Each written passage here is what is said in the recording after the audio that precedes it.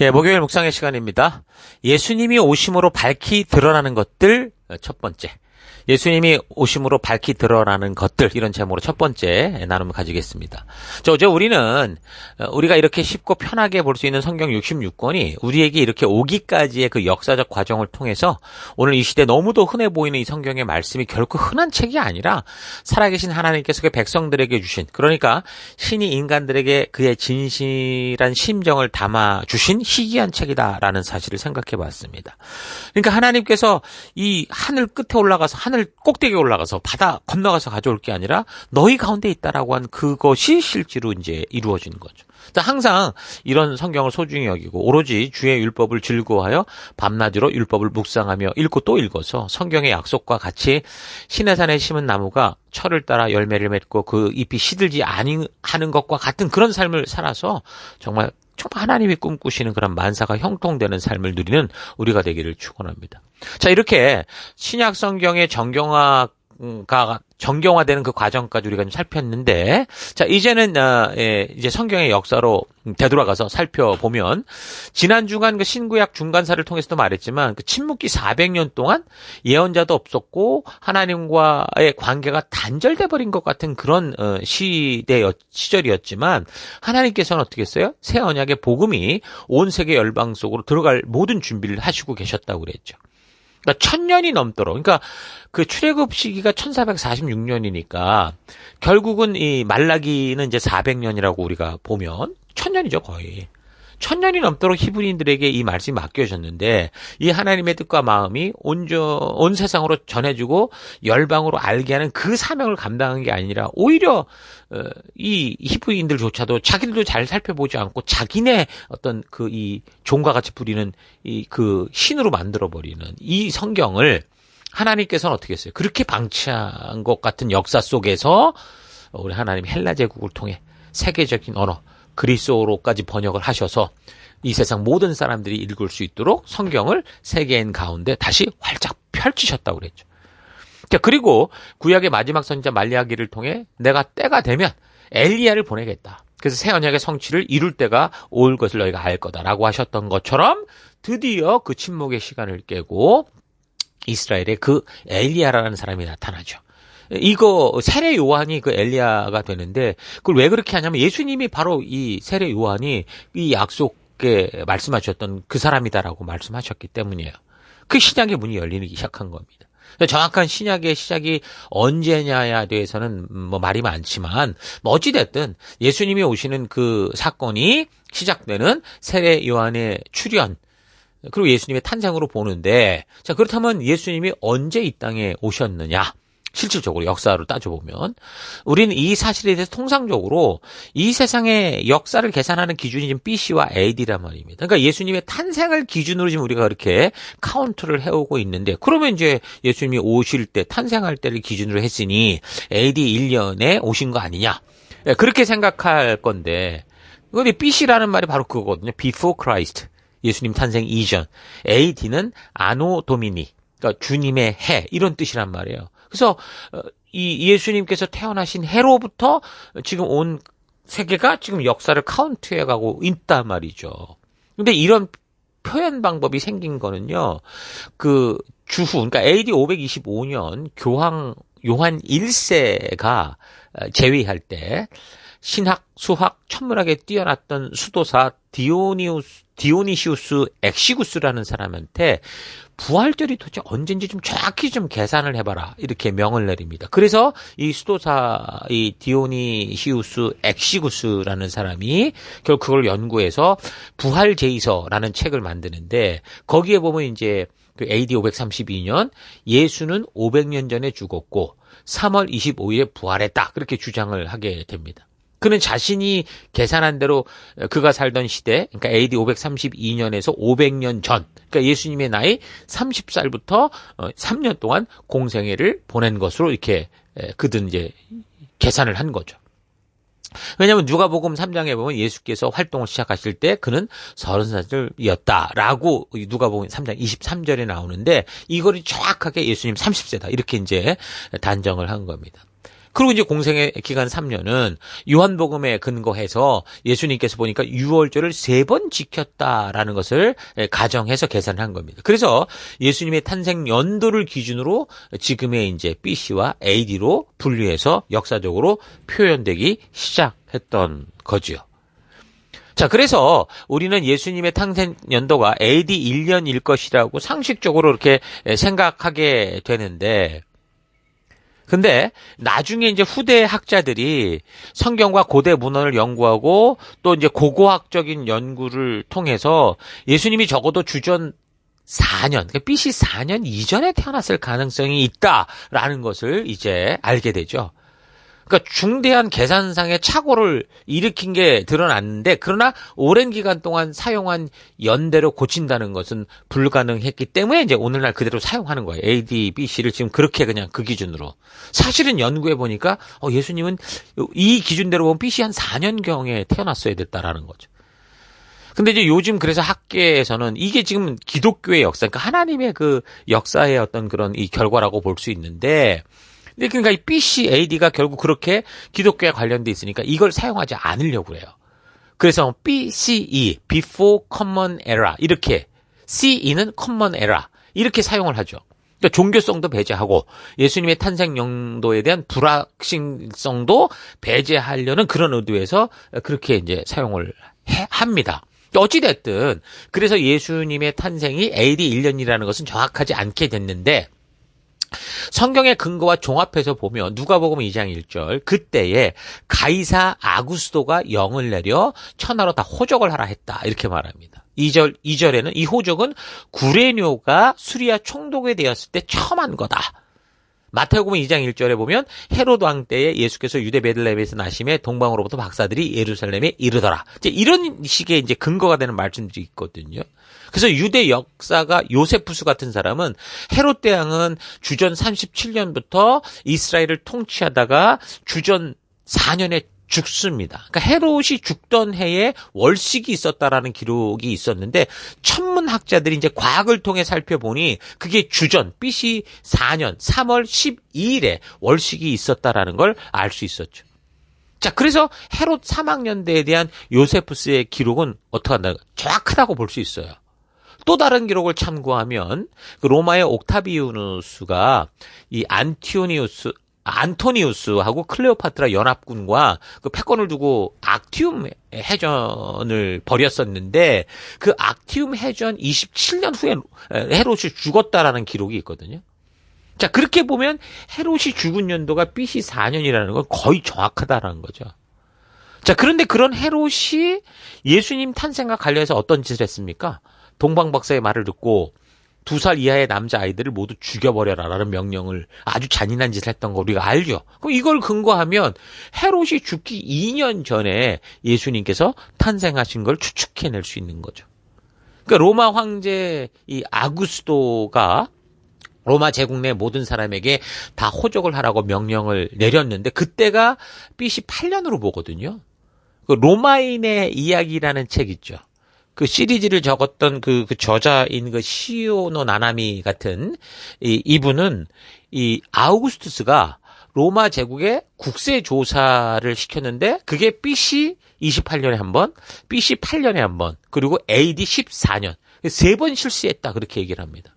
그러니까 유대 땅의 경우 로마에서 멀리 떨어진 속국이니까 시간차가 있다고 해도 예수님의 탄생이 AD 1년으로 보면 이게 8년 정도의 차이가 너무 크죠. 그러니까 시오노 나나미는 이 무렵 예수가 태어난 건 확실하다, 그렇게 주장을 하거든요. 그러니까 로마에서 시리아의 안디옥까지 명령이 전달되려면 육로로는 4개월, 해로로는 순풍을 만날 때 보름 또는 한 2달 정도 걸렸다고 그래요. 그러니까 호적하라는 황제의 명령이 시리아의 안디옥에서 또 유대 땅 헤롯에게 전달되는데 뭐 거의 1년 정도가 걸리지 않았을까 보게 되는 거죠. 그래서 유대 왕국에 전달돼서 요셉과 마리아가 호적을 하기 위해 또 본족지 베들레헴으로 갈 거 아닙니까? 그러니까 이런 시간들이 다 보면 이제 1년 이상 걸렸을 거라 보는 거죠. 그렇게 볼 때 이제 AD 7년일 가능성이 높다고 보는 거예요. 근데 누가는 2장 2절에 누가복음 이 호적은 구레뇨라는 사람이 수리아 총독이 되었을 때 처음 했다라고 기록을 해요. 자, 그렇게 되면 구레뇨가 시리아 총독이 되어 통치하던 시기가 AD 6년이 되거든요. 근데 이 사람은 BC 12년 마르마리데를 군사적으로 장악하면서 집정관이 됐어요. 그래서 이 구레뇨는 갈라디아의 남쪽 적경에 있던 산적대 후손인 호모나덴스스 이 족속을 정복을 하거든요. 그리고 AD 3, 4년경에 가이우스 시저의 고문역을 했었고 AD 6년에서 9년에는 시리아 황제 파견관을 역임한 후에 AD 21년에 죽습니다. 이게 역사적 기록이에요.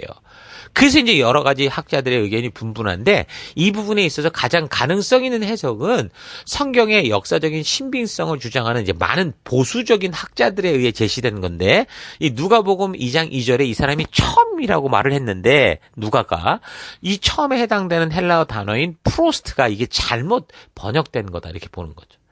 즉 이 구절에서 이 호적은 구레뇨가 수리아 총독이 되었을 때 처음 한 것이다라는 말은 원래 이 호적은 구레뇨가 수리아 총독이 되기 전에 한 것이라는 말로 번역됐어야 정확하다는 거예요. 헬라어 프로토스는 처음이다는 뜻도 있는데 전에라는 이 뜻도 가지고 있습니다. 그래서 번역을 하려면 이 역사의 흐름으로 볼 때 이게 전에라고 해야지 처음이라고 하면 안 됐다라는 거죠. 자, 그러면 이제 이 구절에 대한 모든 문제가 해결이 될 수 있겠죠.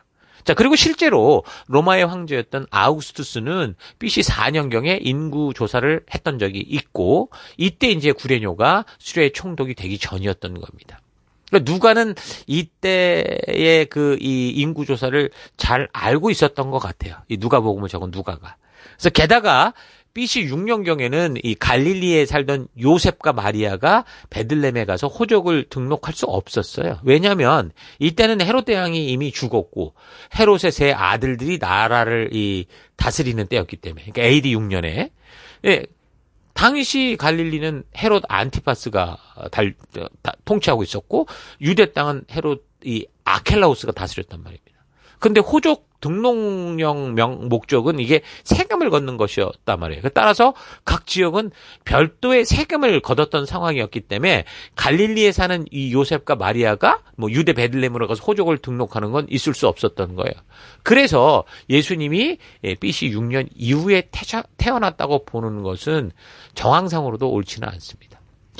결국 우리는 마태와 누가의 기록에 아무런 차이가 없고 이들의 기록과 요세푸스 자료로부터 예수님의 탄생이 주전 한 6년에서 한 4년, BC 6년에서 4년 사이에 있었다라고 결론 지을 수 있는 겁니다.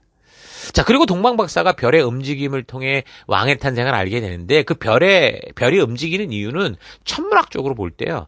태양의 궤도로서 공전 주기가 다른 이 목성과 토성이 20년마다 한 번 이렇게 만나게 되는데 지구의 자전으로 목성과 토성이 만나서 앞섰다 뒤섰다 하는 그런 현상이라는 거죠. 그래서 이런 현상은 이게 854년마다 한 번의 주기로 나타나는데 그 주기를 따져보면 그게 바로 BC 7년경에 있었다라는 거예요. 그러니까 신비로운 별의 움직임의 관찰을 그렇게 봤던 이 동방박사가 그 당시 왕의 별이었던 목성, 그들이 생각할 때 사악한 별이라고 상징했던 토성, 이게 신비로운 만남을 이제 악을 멸할 별일 왕이 태어날 징조다 이렇게 봤던 겁니다. 자, 그래서 이런 사실을 볼 때도 예수님의 탄생이 AD 1년이 아니고 성경에도 정확히 기록하고 고문서 연구나 고고학 또 천문학의 근거로 볼 때 헤롯의 죽음이 확실한 BC 4년으로 볼 수 있는데 헤롯이 죽기 전에 동방박사가 그를 찾았었기 때문에 그보다 조금 전인 BC 7년경으로 6년 7년경으로 보는 그렇게 보게 되는 거죠. 자, 이렇게 정확한 날짜에 대한 여러 이야기들이 나오고 있지만 분명한 건 뭐예요? 이게 어쨌든 이 날짜다, 저 날짜다, 이렇게 얘기를 해도 분명한 건 어쨌든 예수님이 이 땅에 태어나셨다라는 건 확실하다. 역사적으로, 사실이다라는 거죠. 예수님의 탄생이 없었다는 것을 주장하려는 게 아니잖아요. 그분이 하나님이 보내신 메시아로 이 땅에 오신 정확한 시간이 언제냐. 이걸 좀 우리가 역사적으로 찾아내기가 힘들 뿐이라는 거죠. 그러니까, 하나님께서 약속하시고 언약하셨던 새 언약을 성취하고 이루실 우리 예수님께서 이 땅에 분명히 오신 건 확실하다라는 겁니다. 자, 그래서 드디어 예수님이 오셨는데 우리는 단지 예수님께서 우리를 죄에서 구하러 오셨다는 것만 알고 있지만 잘 살펴보면요. 예수님이 오심으로 말미암아 우리가 바르게 알게 되는 것들이 굉장히 많은 걸 알 수 있습니다. 그러니까 하나님은 예수님을 보내시는 이유가 단지 뭐 구원하고 막 천국 끌어들이고 그것만이 아니고 당신의 백성들이 지금 하나님이 이루시는 이 하나님의 나라, 하나님의 뜻이 어떻게 이루어져 가고 있는지를 분명하게 볼 수 있게 하셨다라는 거예요. 많은 증거들이 있다는 거죠. 그래서 우리는 예수님이 오신 이유, 오셔야만 했던 이유를 또 예수님이 오셔야만 이루어지는, 예수님이 오시지 않으면 이루어질 수 없었던 것들, 예수님이 오셔야만 알게 되는 그런 특별한 예수님의 고유의 어떤 사명이 있는지를 살펴야 된다는 거죠. 단지 뭐 십자가에 죽으러 오셨다, 이것만으로 끝날 게 아닌 하나님이 예수님의 오심으로 말미암아 당신이 이루어 가시는 이 역사를 우리에게 어떻게 증거하고 계셨는가를 살펴야 됩니다. 그래서 이제 마지막으로 신약의 역사를 살펴나가기 전에 먼저 예수님이 오심으로 알게 되는 그런 하나님의 뜻, 하나님이 우리에게 알게 하시고자 했던 것이 무엇이었냐라는 걸 살펴볼 필요가 있죠. 자, 그래서 이제 몇 가지를 좀 생각해 보면, 첫째, 하나님의 실제 존재를 분명하게 보이신 겁니다. 그러니까 사람들이 보지 않고는 잘 못 믿어 하니까 볼 수 있도록, 볼 수 있는 하나님, 심지어 만져볼 수도 있는 하나님, 그러니까 살아계신 하나님이신 예수님이 그런 하나님으로 우리의 시간과 우리의 세계 속으로 오신 거죠. 그래서 예수님께서 뭐라고 하십니까? 나를 본 자는 아버지를 봤다라고 말씀하시는 겁니다. 요한복음 14장에 그 빌립이라는 사람이 하나님을 좀 보여달라고 그러니까 예수님이 그렇게 말씀하셨다는 거예요. 야, 네가 나와 함께 이렇게 있으면서도 아직 알지를 못하냐? 나를 본 사람은 아버지를 본 사람이다. 근데 네가 어떻게 우리에게 아버지를 보여주십시오, 그렇게 말을 하니? 이렇게 얘기를 하시죠. 그러니까 우리는 예수님을 통해 이 땅에 육신으로 오신 예수님을 통해 하나님의 실제를 보고 그분의 존재를 알게 되고 믿을 수 있게 되는 겁니다. 엄청난 근거죠. 또한 더불어서 본인 하나님께서 이게 성부, 성자, 성령, 삼위일체 하나님으로 존재한다라는 사실들을 예수님으로 말미암아 또 정확하게 알게 됩니다. 왜요? 예수님께서는 뭐라고 그러냐면 나를 보내신 이가 하나님이시다, 이렇게 말을 했고, 그리고 당신이 가실 때 성령님을 보내주겠다 말씀하셨던 거예요. 그래서 우리가 믿는 하나님은 세상에 말하는 단일 신이 아니에요. 성부와 성자와 성령, 이 삼위일체 하나님, 그러니까 유일신으로 존재하시고 그 역사하고 계신다라는 걸 우리가 알게 되는 거죠. 자, 두 번째는 이 영적인 세계에 대해서 바르게 알게 되는 겁니다. 그 사람들이 너무 영적으로 무지했기 때문에 모르죠. 그러니까 우상과 샤머니즘에 매여 살고 있었죠. 이 세상 속에, 특히 원시적인 세대 속에 미신과 샤머니즘이 많은 건 뭡니까? 저들이 하나님을 떠나 영적인 감각을 상실하고 영적으로 죽었기 때문이에요. 그런데 영적인 세상은 당연히 존재하고 그들 또한 비록 영이 눈이 멀었지만 영적인 존재이기에 하나님이 창조하신 인간들은 하나님의 영을 향한 하나님의 창조의 섭리에 따른 귀향 본능이 당연히 있죠. 그러니까 자꾸 이제 영적인 그들이 왔던 그 근거가 자꾸 궁금하고 뭔가 있다라는 걸 느끼는 거예요. 그래서 영적인 각성들이 자꾸 일어나는 건데, 하나님을 떠나 영이 무감각해지니까 단지 이게 두려움에 휩싸이고 그 뭔지 모르는 것 때문에 그 두려움이 자꾸 큰 불안을 주는 겁니다. 그래서 이런 현상을 느끼는 이 영악한 사람들이, 이 현상을 아는 이 사람들이 그 사람들의 그런 마음들, 이 두려운 마음을 이용해서 그 종교를 써먹는 거죠. 거짓된 신을 만들어 사람을 조종하고 이용하고 돈 빼먹고 이런 짓을 하는 겁니다. 전부 주술사니 무당이니 심지어 그 목사들도 이거 잘못 하나님의 말씀 앞에 서지 못하면 이런 짓을 한다니까요. 자, 그런데 예수님께서 이 땅에 오심으로 그런 영적인 세계가 어떻다라는 걸 확실하게 알리시는 거예요. 그 영의 세계를 창조하신 분이 이 땅에서 이런 세계가 어떻다라는 걸 그렇게 말씀해 주시는 거죠. 이런 걸 계시라고 하는 거예요. 인간이 스스로 볼 수 없는 그거를 보게 하시는 거. 우리가 볼 수 없고 알 수 없는 그런 영역을 하나님이시기에 알려주시는, 이게 계시 아닙니까? 그래서 성경이 바로 계시의 말씀이다, 이렇게 말하는 거예요. 그래서 우리는 어쨌든 예수님으로 말미암아 사탄과 귀신의 정체를 알게 되죠. 예수님이 오셔서 귀신을 쫓아내시잖아요. 그러면서 사람들이 인간 세계 속에서 이해할 수 없었던 이런 영적인 세계의 존재를 분명하게 알게 하셨고, 그래서 우리가 어떤 삶을 살아야 되는 거를 알게 되는 거죠.